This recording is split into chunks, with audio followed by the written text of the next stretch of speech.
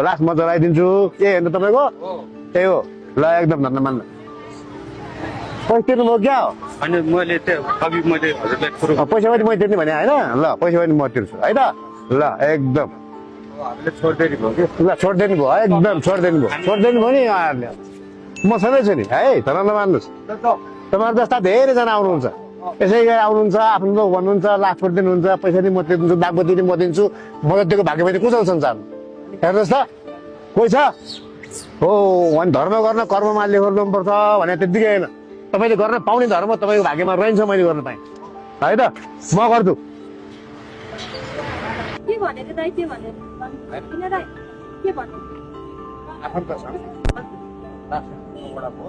लास्टमा ढिला हुन्छ ढिला भएपछि के लास्ट हो तपाईँले चलाइदिनुहोस् दागबत्ती पनि तपाईँ ढिला हुन्छ जानु समाज त्यहाँ पुगिसक्यो क्या अब नेपाली